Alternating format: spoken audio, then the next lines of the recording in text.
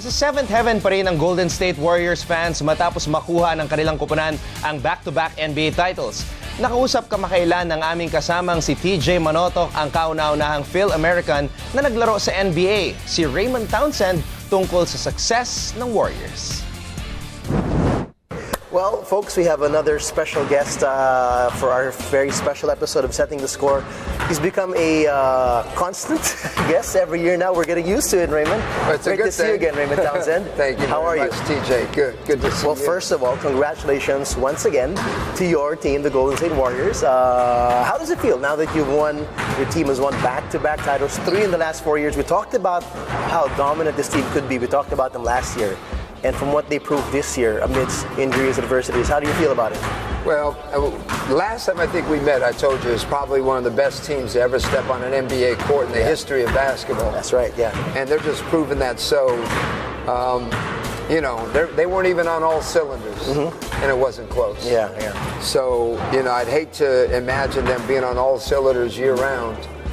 There aren't many teams that can compete with the Golden State Warriors. And I thought we saw the NBA Finals. Yep. I think the Rockets and the Warriors were the NBA Finals. That was the Finals, yeah. Well, Steve Kerr said it after the series. I mean, the sweep itself might not show it, but he said this year was the toughest. This year was, I mean, look, last year they only had 1 loss in the playoffs, right? This year they had 5. And this year was the hardest one for them. In the last 3 that they won, would you agree that Steve had the toughest time this year? Yeah, well, this year, I think they went through a period of complacency at first. Okay, yeah. And then from there, they got some injuries. Yeah.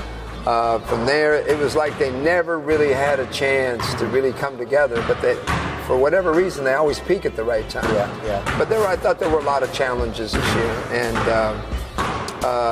but Kerr does a great job. And you know, the greatest thing about him, he always looks at the big picture. He doesn't sit there and get concerned on little things. He looks at the big picture, and he implements and manipulates his system so it works for his players.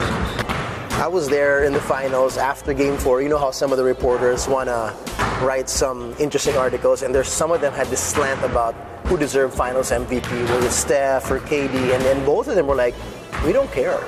You know, you go to this locker room, everyone is ready to play their hearts out for the team to win the games, not about I need these accolades. Right. I think winning championships is more important to the Golden State Warriors than the individual accolades. I mean, I know Kevin wants to be one of the greatest players, you know, to ever play in the NBA. I know Steph, but that's what keeps them going.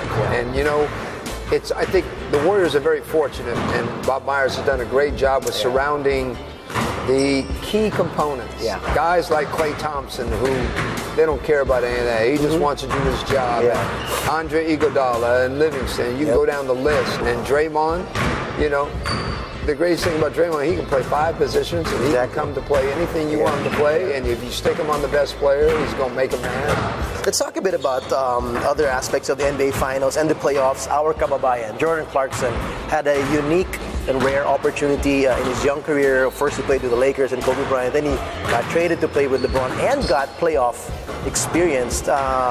What is it for him to experience that this early in his career? He's understanding the culture of what it's going to take. Right. So I think it's he can embrace this moment and take a lot of things from it. But I have great respect for Jordan. I know he's a competitor. Jordan's in a great situation, and I think, you know, you've only seen a glimpse and a touch of his career of where it's going to go. Yeah, absolutely. All right. Well, another kid that I talked to you before we started rolling that has the potential to get in the league, big potential, our kababayan, Jalen Green down in Fresno. We've seen his highlights. Your brother has seen what he can do. What are your thoughts on a Filipino-American of that level of potential? So the only way I said that we were going to get a Filipino-born NBA player is for somebody to come through the college ranks. Right. We talked about this. Yes, that's and Jalen, you know, whether he goes to through the college ranks or he goes to the NBA, I think it's exciting. I know my brother talked to me about him the other day, and we were talking. And your brother about, works with My brother coaches over at Kansas University, so there you go. they're after Jalen, so that's how his name came up. Yeah. And, you know, I always said, if Kansas is after you, you must be a decent player. How important would you think it is for him to be eventually a global star, to really embrace the Filipino fans, his Filipino heritage, as you did from day one and as you continue to do now? I think it's very, very important for him to embrace it, because not only is it our Kababayan heritage, but it sets up something inside a lot of young Filipinos who are watching him, that it ingrains something in their soul, a passion and a desire and a vision to go get the impossible. So I think it's very, very important, because Jordan Clarkson's the one now, but he's going to be on the uprise. He's going to be the next one to carry that torch.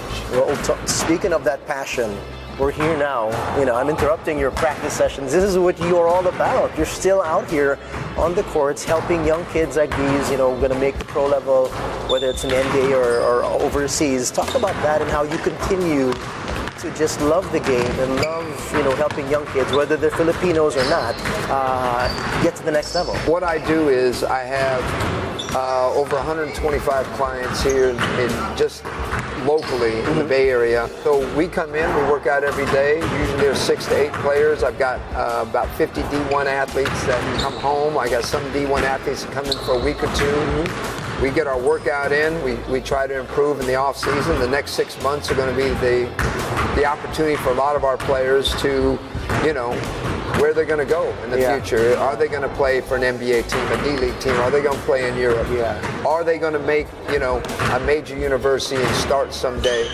So all I'm really doing, I mean, yes, I love what I do because I'm educating. I'm educating. I'm serving kids who have visions like I have. So it's all about making kids' lives bigger and better, helping them get to where they want to, because I've been there. You've got kababayans watching you right now from the Philippines or here in the U.S. Some of them dreaming to make that big leap, whether it's the PBA back home or maybe even the NBA here. What's your constant message to these kids that could help them, you know, keep working hard and keep? Well, I think the first thing is to get knowledge. Get knowledge. Get knowledgeable about this game. Get knowledgeable about seeing the court as a book and understanding every chapter of that book. And number 2, repetition, repetition, repetition, repetition, repetition, repetition. Man, go out and just become so automatic that it's just thought-free.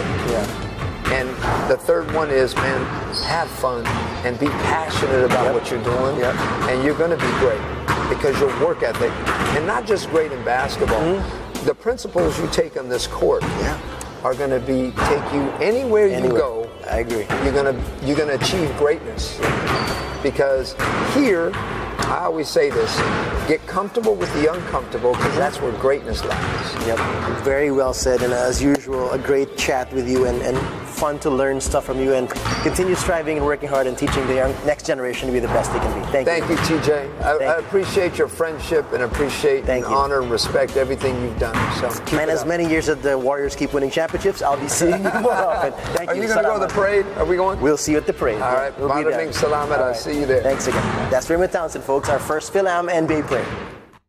Hey everybody, this is Anton Rojas. For more sports updates, keep watching The Score and make sure to subscribe to our YouTube channel. That's ABS-CBN Sports and Action.